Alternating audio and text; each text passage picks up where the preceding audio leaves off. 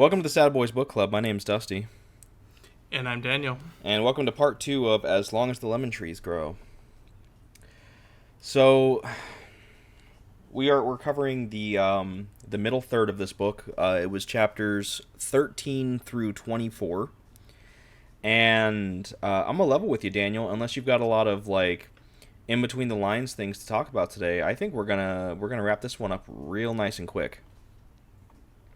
Well, we'll see. Maybe we'll think of that'll be something that we want to dig into more depth. But I don't know. I that's not to say there's not a lot going on. This is a very, in terms of plot, a lot of juicy happenings, and it's really heating up, as it were. Well, I would say in terms of character, maybe not in terms of plot, because in terms of actual plot, where we left off, Salama was able to buy her and Layla a ticket onto the boat, onto Am's boat, by ostensibly threatening the life of his daughter, whose life was quite literally in her hands.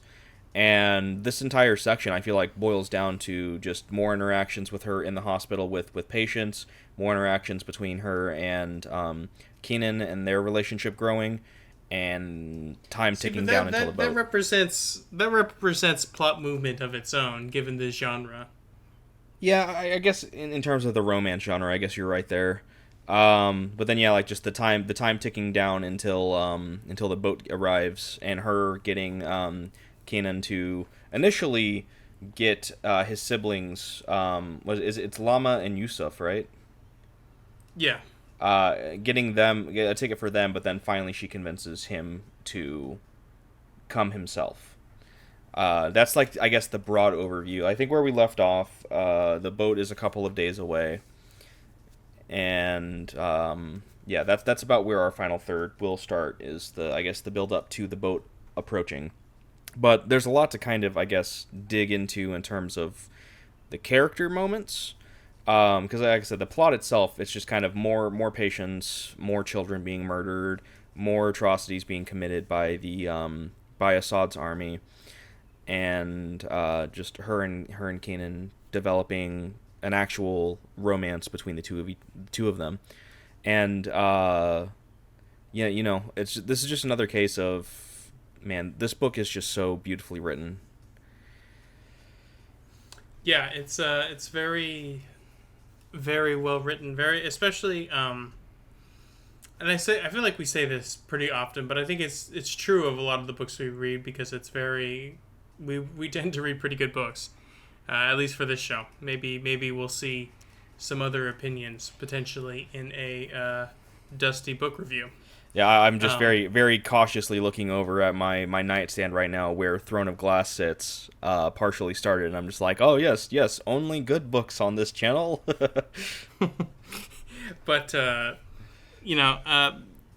this book, I think she captures a lot of, particularly of the sort of 2010s, but also a fairly modern, sense of the characters, Yeah. I think she does a good job, and a lot of the books that we've read have been either different times, but all this to say, I think she does a good job of capturing a very contemporary type of person, and I've really enjoyed reading that. Yeah, it's just, like I said, it's just a very beautiful story that's being told. It's a very terrifying and despicable story at the same time, watching these attacks happen day after day after day.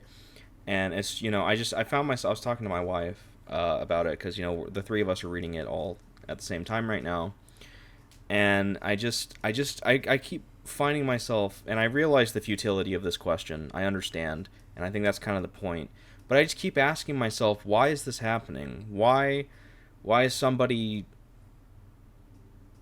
Why? How can somebody just do this? What kind of lack of humanity does it take for somebody to just...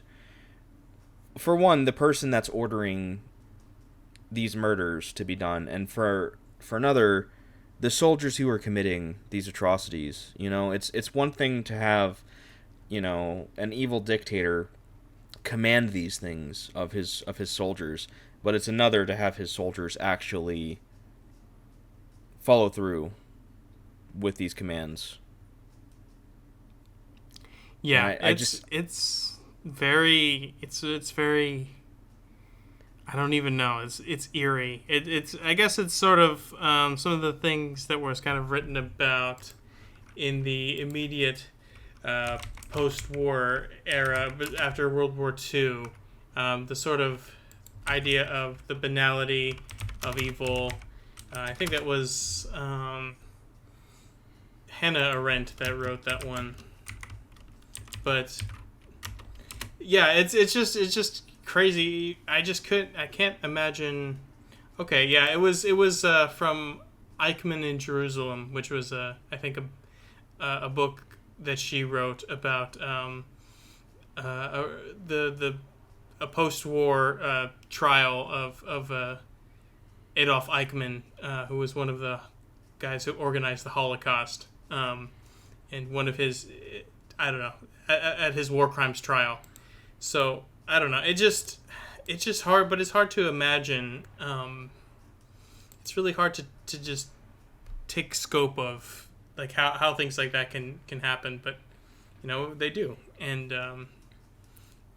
to a lesser extent, it happens all around us. Where we live, but obviously to a greater extent there. But it's just there's just this sort of I don't know. I don't quite know how to phrase it, but like a sociopathy or like just a total misanthropy or lack of regard for your fellow human beings that it would take to kind of go along with these kind of abuses of power, certainly, but just flat out murder. Yeah. So yeah, like I said, I just find myself constantly asking why, and it also kind of makes me feel like an asshole because, and I understand, I'm only one person, and I shouldn't really take it so personally that like I did not allow these things to happen specifically, but it just kind of makes me sit there and be like, even though this was 12 years ago, it's like, well, what the fuck was I doing when this was happening, and why? Not why did I let this happen, but like why did we let this happen? And not I don't say we as in like you and I or as in like America.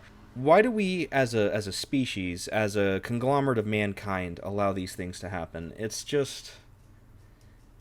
sickening, dude. Like I don't know. It's just so sickening. Yeah, definitely. One thing, and this is a little more toward the end of our section here, but I just kind of want to bring this up now. And I'm curious. I'm assuming this actually happened, given the context in which this book takes place in. But we have a bit where the head doctor, Dr. Ziad, I think is his name.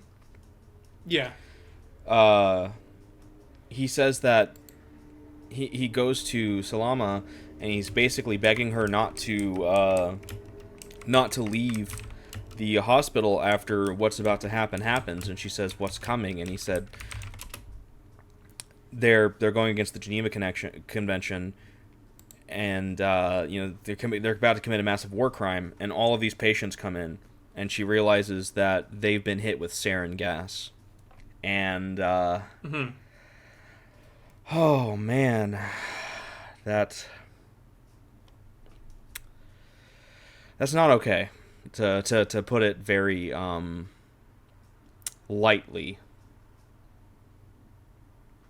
Yeah, that was a pretty infamous incident in the war. Was the after the initial use of the chemical weapons, and I don't know. It was a big. I remember that being a big deal. There was, I think there was like airstrikes, like I think that was kind of like a turning point, at least in my recollection of the conflict, of like foreign intervention during that time. United States and Russia, and getting involved in the conflict. Yeah, it's just once again, it's just how did we as a species, as humankind, let this happen? we've seen as far back as World War One with mustard gas and whatnot, just how sickening and how terrible chemical warfare can be, and how it just it's a horrible thing. It's something that I don't think anybody deserves to suffer, and it's I hate this dude, man. I really hate him. I know he's a real person who I'm assuming is still alive, and He's still alive and more or less still in power. I hate this fucking guy, like, so much. I hate him. Yeah, it's pretty despicable. I mean, it just I don't know. The whole to kind of bring it back to the book here. It's very that passage is very written in a very affecting way. It was just absolutely chilling. How she described the attack, and just the state that the victims were in, and it's she gives a very unsparing sort of description, and it's just when I first heard about this book, I didn't really know anything whatsoever, really, but I kind of was under the impression that it was maybe a little bit more on the YA end. And I don't know, potentially it could be, but I don't know. Just the very vivid description of like the aftermath of a chemical attack during a war is just it's pretty dark stuff. Yeah, and it's to make it even worse. It was children that are targeted. Yeah. It's a whole bunch of children that she is trying her best to save, and it gets to a point to where there's just so many children dying to the sarin gas that she just can't get to them in time. And she's surrounded by dead kids with these just horrific expressions on their face, and just a mix of pain and betrayal on their face. And it's a lot, man. Yeah, it was, like I said, very emotional, and it was tough to read. Yeah, I kind of had to like stop for the night after I finished up this section. Yeah. So, yeah, just more of these just completely horrific, atrocious, and wholly unacceptable acts being committed on these people who just have the audacity to want to live free and in peace. And I have a feeling that's just kind of going to be the through line throughout this entire book. Yeah, it has been so far.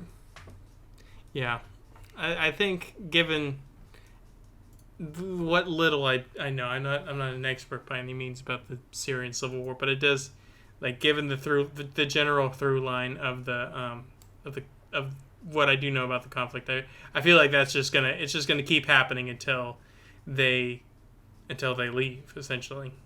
Assuming they leave. Yeah. So, with that in mind, I think we can swap gears decently well to their relationship, the relationship that's growing between Salama and Kenan. And it's definitely a bright spot in this book that's full of terrible things. And it's nice to see her finally start to accept that not only can she receive and enjoy a bit of happiness despite the world that she lives in. And I don't know if she's fully yet to this point, but I think she's starting to get to a point to where she's also realizing that she can deserve this happiness as well. That seems to be the central tension. The question is, does she find herself deserving of happiness and love? And you have, on one hand, her sister-in-law / best friend who who strongly encourages these things and encourages her to find this happiness even amidst the war and the conflict. But she, it's her own sort of survivor's guilt and later a sense of guilt for what she was perceived to be doing to Am's daughter. And it's just the central tension that kind of drives forward the romantic plot is just the push and pull between her desire for a sort of romantic liberation, if you will, in addition to like the sort of the conflict that we see, the literal conflict being the Syrian civil war. Yeah. I gotta say, also, I like Keenan. He's a good dude. He's a solid kid. Yeah, he's got a good head on his shoulders, and I don't find myself always agreeing with what he's saying, or at least the motivations for him doing what he's doing. But I know that what he is doing, his heart is in the right place, even if his head might not always be. And it's very clear almost immediately that he either is or has already fallen for Salama long before she fully accepts that she has as well. And it's really nice to see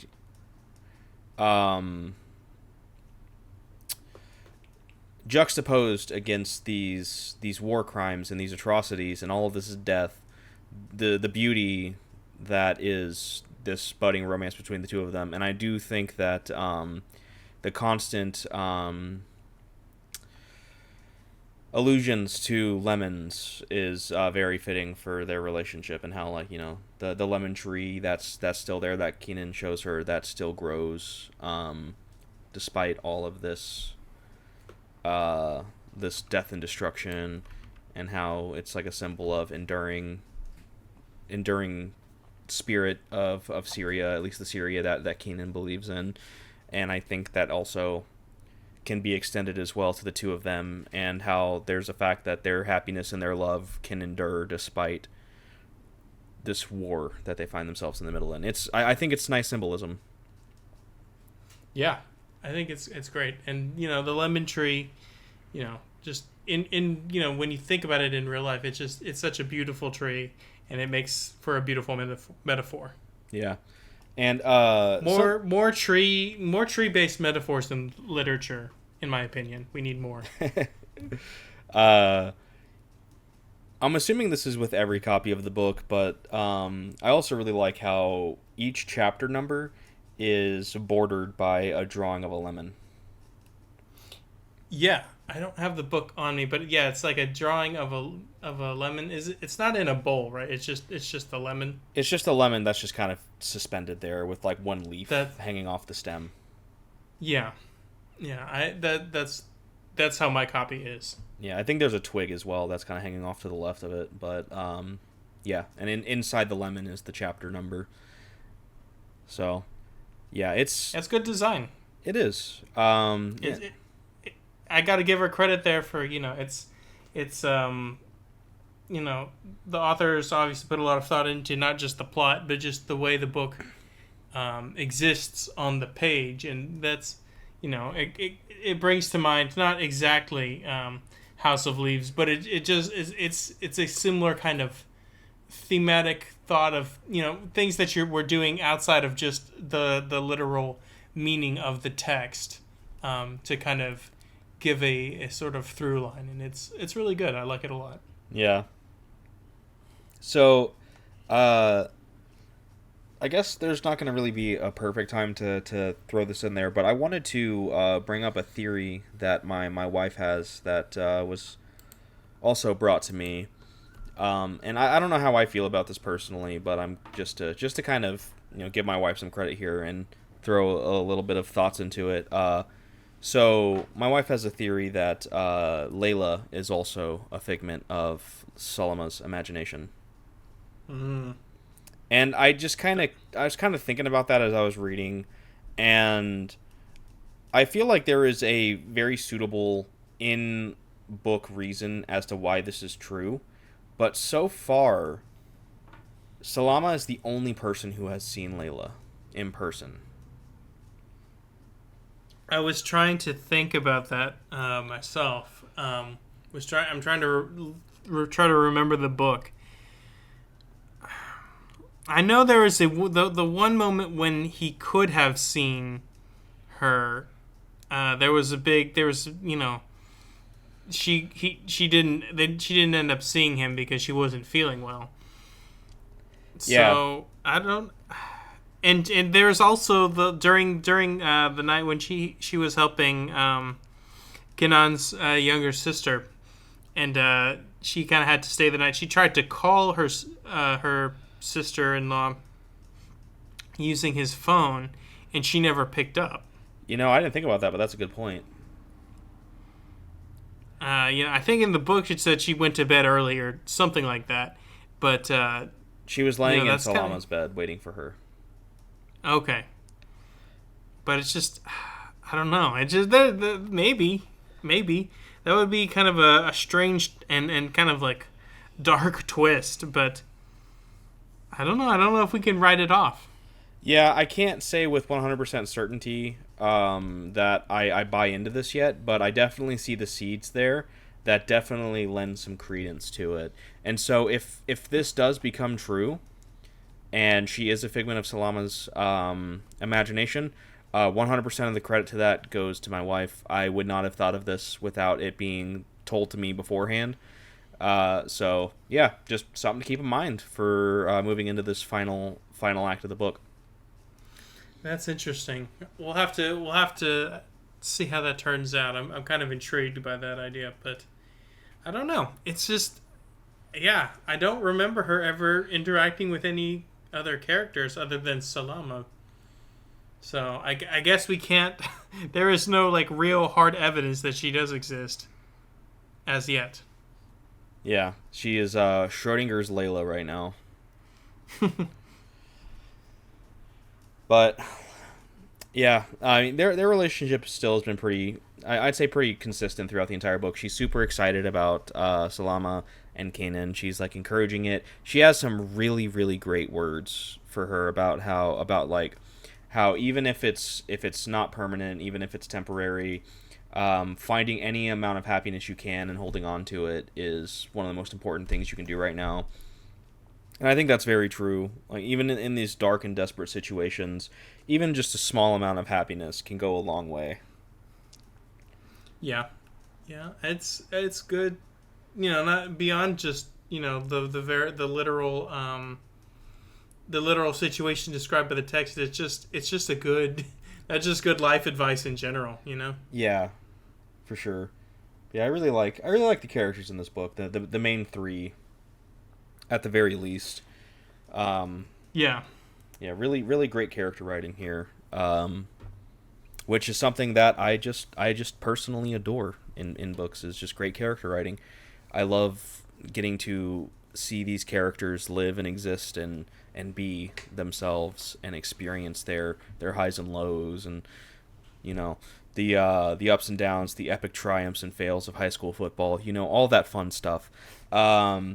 So yeah, I'm a sucker for good character writing, and this book definitely has it in spades. yeah. It's really well written. I really like a lot of it reminds me of that Martin Scorsese quote that I'm going to paraphrase here, but character is a lot more important to the success of a lot of works of art than strictly speaking plot, because plot you can get tired of, you can memorize it, you can know every detail, and while it's important to have that aspect, what makes people come back is the character studies, because they want to re-experience that character. They want to hang out with that character again, so to say, and I think that is kind of that seems very true of this novel. Yeah. So yeah, it's just a lot of great character writing, a lot of great character moments, and a lot of terrible, terrifying, sickening acts being committed by this horrible regime. So earlier I mentioned that she initially is able to get Yusuf and Lama a spot on the boat, and she goes and talks to him again, and boy, he must really hate her, because she goes up to him and she's like, "Hey, I need 2 more seats for the boat." And he's like, "Oh, do you now? That's nice. I don't see how that's my problem." And she's like, "You're gonna give them the same rate as you give me, and that's the end of it." And he's like, "Man, you're a lot more shrewd than I thought you were." And he's like, "All right, fine, 2 more seats." And so Keenan's siblings are taken care of.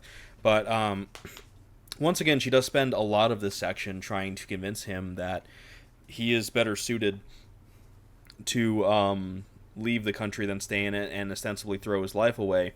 And there's this really great section that is the culmination of this plot point, where she comes into the hospital one day, and he's telling this story to this boy, and it seems like this little fantasy story he's talking about like, princesses and knights and whatever. And the kid is like super animated into it, and she comes up to him and he says hi to her, and he's like, "Would you like to stay and listen to the story?" And she's like, "I'd love that." And he continues telling it, and it eventually draws the entire crowd of the hospital there, and everyone's enthralled in his stories, and he's getting super animated with it. And so afterwards, oh, I think actually, let me just really quickly jump back to, I think it was the night before this as well. He's walking her home, and I really loved this moment. They're talking about how she's like, "We should write a book together," and she's like, "You can draw it, and I will write it." And they just start kind of coming up with this idea. I really love this. It's like it's a sea of trees, and it's this girl that lives in the sea of trees, and there's flying fish, and she dreams of seeing an ocean of water one day. And it's like, it's the whole point is it's supposed to be a children's book, and I'm like, man, I'd get that book for my son. That sounds like a really fun, lovely little magical children's book, and I would love to see if that's something that actually got made. I imagine it very well could. So that was really nice. And so yeah, he's telling the story to the whole hospital. And what kind of finally gets her to convince him is she's talking to him once again about how it's much better for him to leave, especially given that she can't guarantee the protection of his siblings. What if something goes wrong and he's not there to help them, and she's unable to help them, and something happens to his siblings? So like, he needs to be there to help protect them. But like, I think the biggest thing that really kind of pushes him over the edge and accept that he should leave the country is that she convinces him that his work that he's doing for Syria would be better done outside of Syria, because he carries the spirit of the country inside of him, and the stories that he tells and the way that he can capture an audience is how Syria will survive this war, and how he can continue to fight for the freedom and prosperity of his people, even if he's not actually in the country doing something directly there.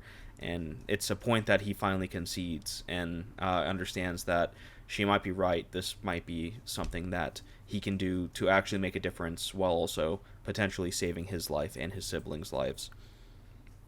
Yeah.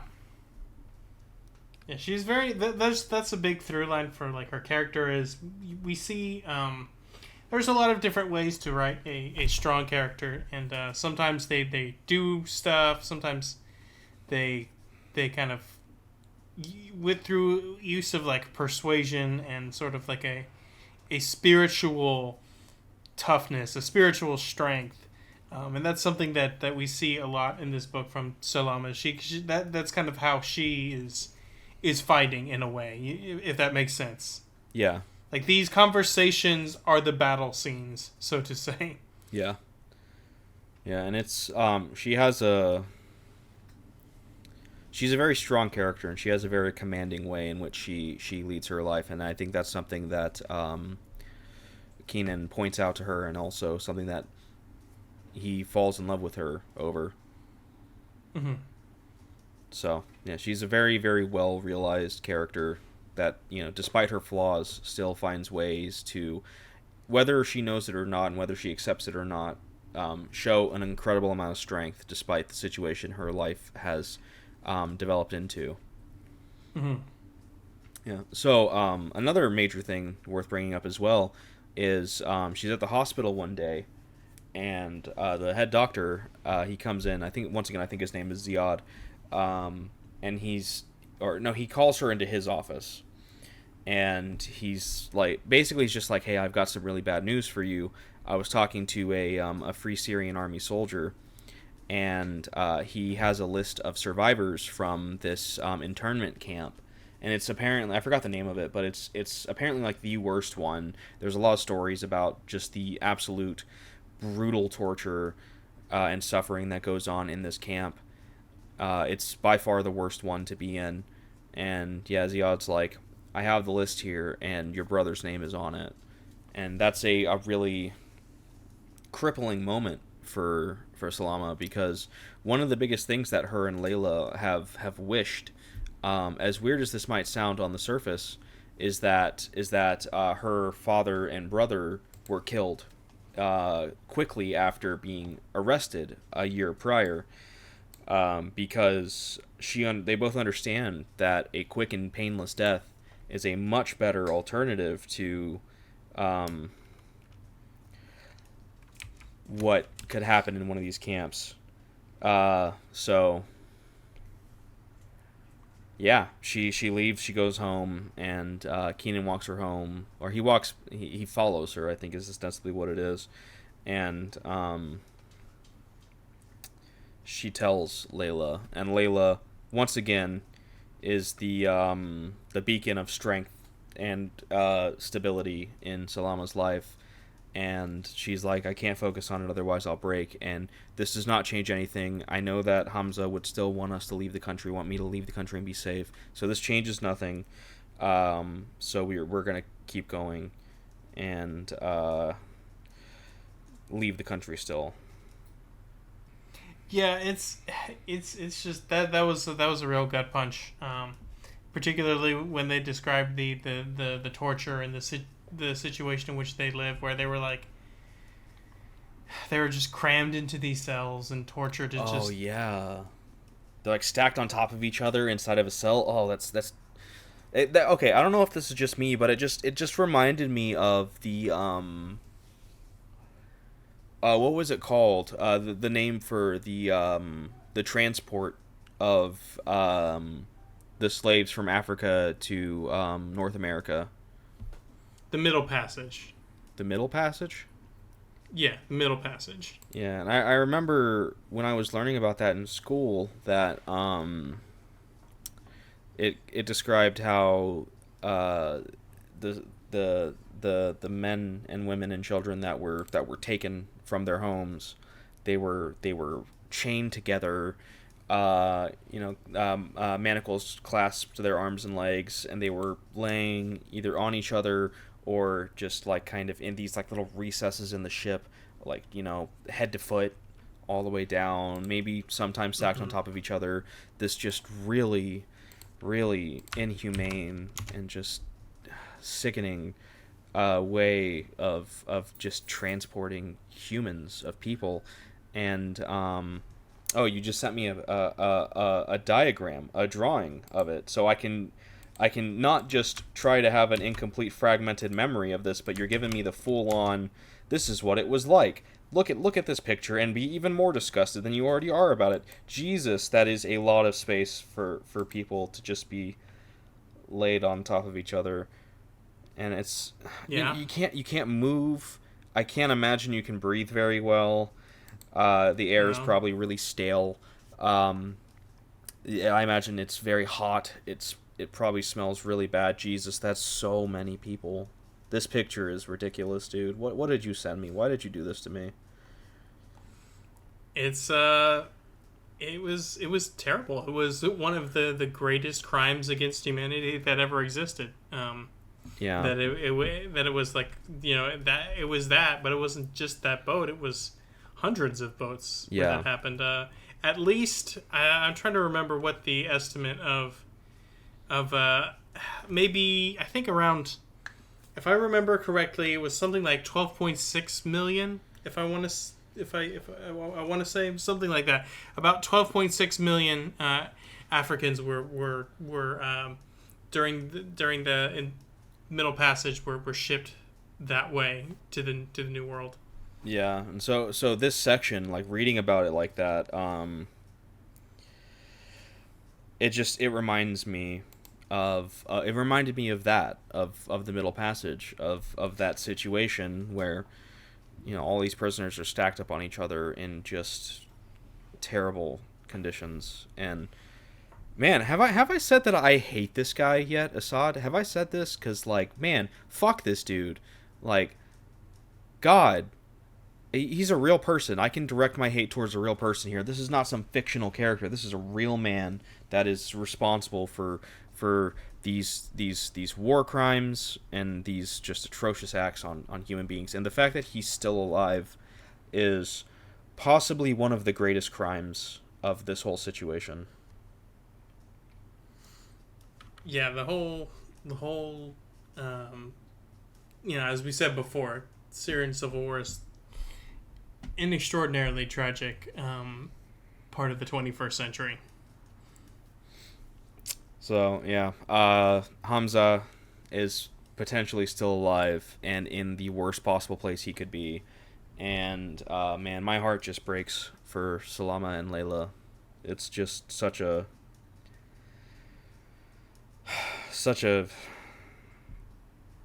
an unfortunate and unnecessary life that they're living. Yeah.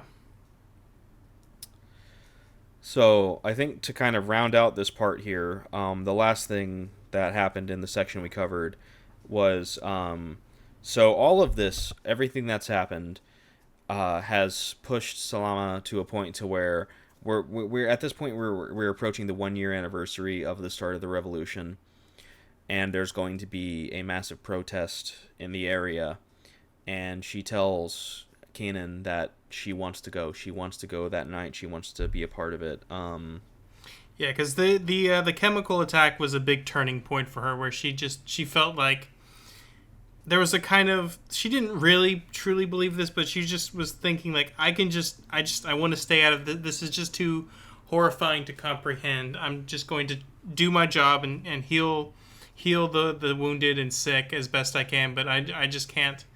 I can't face the reality of it. But now she's kind of come to this situation where she doesn't feel like she can stay out of it, so to say, anymore. Yeah, and this is one thing that she can do before she leaves. One last little stamp that she can put on Syria before she leaves. And so, yeah, she goes. We haven't mentioned him much, but he hasn't really done more than what we've already established that he's done in the past. But Kawaf is very against her doing this because it puts her at risk, especially this close to the boat being here. I think the boat really at this point is only a couple days out. So he very, very much disagrees with her doing this, but she's doing it anyways. And she even, like the night before, she's like, "Give me the absolute worst scenario you can conjure, and if I make it through it, you're gonna leave me alone. You're not gonna bother me about this protest that I go to." And apparently she survives. Well, I mean, obviously she survives it, but like mentally speaking, she survives it. But he's still there to talk to her. The deal was that he can't talk to her during this protest and try to basically make her look crazy in front of Kenan, which is something Kenan seems to be suspecting something. Maybe not necessarily that she's schizophrenic, but he's seen her glancing off in what seems like at nothing and not really sure what she's staring at, but there's an intensity in that stare that has made him a little suspicious as to why she is doing that. So they go to this protest. She goes there and she's listening to the singing, and Keenan comes and they meet up and they're talking about the situation, and they expect that there's going to be an attack, and eventually the attack does come. They hear the bombs falling. They hear the initial conflict with the Free Syrian Army, and the bombs starting to fall, and so everybody scatters, and they're trying to escape the area and they're doing a pretty good job of getting out of there. But she realizes that they're gonna have to take a somewhat drastic turn in order to ensure that they are safe. So she makes the decision to lead them to her old neighborhood because nobody stays there anymore because the whole place is destroyed. It's all been looted completely. So hypothetically speaking, no one should be there and no one should have a reason to go there. So with that logic, it should be the safest place for them because they should not be found by any soldiers. Because the soldiers shouldn't hypothetically think to go there at all. And so that's where they're heading, and that's ostensibly where this section ends for us. They're heading there, and she's trying to push down the potential bubbling over emotion she has, knowing that she's heading towards the place where her mom is still buried at this point in time. Right. And yeah, that's ostensibly the book as of now for us. Yeah. That leaves us off in I don't know, very exciting things ahead. I think we're pretty close. It's just going to be the last third of the book, and I don't know. I'm very excited about where we're going to be going. Yeah, it's a very, very good book so far. I'm gonna reaffirm something that I said last week. This has been a really, really good start to the year for us. I think every book we've covered has been exceptionally good. And I'm really hoping to keep this trend going moving forward. I'm hoping not to pick something that's a little more of a dud.